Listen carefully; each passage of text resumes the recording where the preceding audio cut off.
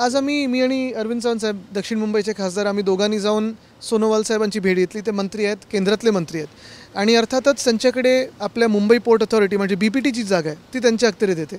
त्यांना दोन महत्त्वाच्या विनंती आम्ही केलेल्या आहेत। एक म्हणजे आता आपण पाहतोय गेले 1.5-2 महिने सातत्याने स्थानिक प्रशासनाला पकडून मुंबई पोर्ट ट्रस्ट असेल किंवा मुंबई पोर्ट अथॉरिटी ही आपले ससून डॉकच्या सगळ्या मत्स्य व्यवसायामध्ये जे कोणी लोक आहेत, मग कोळी बांधव आहेत, मग फिशिंगवाले आहेत, नेट्सवाले आहेत, बोटिंगवाले आहेत, सप्लायर आहेत, पॅकेजिंगवाले आहेत, सगळे ह्या तिकडचे जे व्यावसायिक आहेत त्यांना सत्वत आहेत।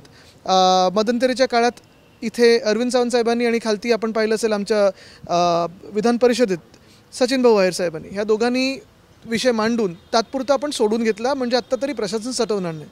पण पोलीस आणि बाकीच्या प्रशासनाला पकडून MPA परत ते करत आहे। त्यांना विनंती केली की MFDCनी जे काही ह्यांना भाडं द्यायचं ते MFDCकडून द्या, पण मत्स्य व्यावसायिक सगळे जे आहेत ते MFDCला रितसर भाडं देत आहेत तर त्यांना सतवू नका, ही पहिली विनंती केलेली आहे। त्यांनी ते मान्य केलेलं आहे की आम्ही त्या मत्स्य व्यवसायांना किंवा ससून डॉकवाल्यांना कोणालाही हैराण करणार नाही, सतवणार नाही।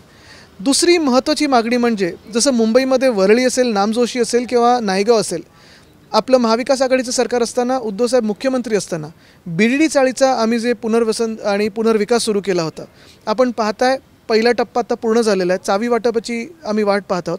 तरी देखील BDD BPT म्हणजे शिवडीमधली जी BDD चाळ आहे त्याचा देखील असंच पुनर्विकास व्हावा ही विनंती आम्ही केली आहे। त्याच्यात मुंबई पोर्ट ट्रस्टच ते करू शकतं। मुंबई पोर्ट ट्रस्टला पण एक रेव्हेन्यू मिळेल आणि तिथे घरं चांगली मिळतील। तुम्ही ट्विट केलंय मुख्यमंत्र्यांनी प्रशासकाची नियुक्ती केली बेस्टवरील हो, तो गोंधळ म्हणजे आपण पाहिलं असेल राज्य सरकारमध्ये गव्हर्नन्स हा डेड झालेला आहे। खरं म्हणजे सामान्य प्रशासन जे डिपार्टमेंट आहे, जनरल ॲडमिनिस्ट्रेटिव्ह डिपार्टमेंट GAD, हे मुख्यमंत्री महोदयांकडे असतं आणि तेच बदली पोस्टिंगचे सगळे निर्णय घेत असतात।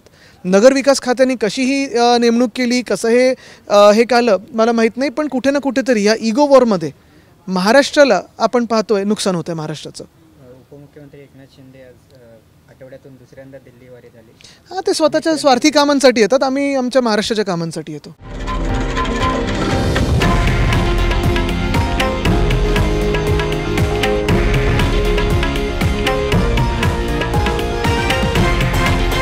हे आहे देशातील नंबर 1 न्यूज नेटवर्क आणि आपण पाहत आहात TV9 मराठी, एकमेव।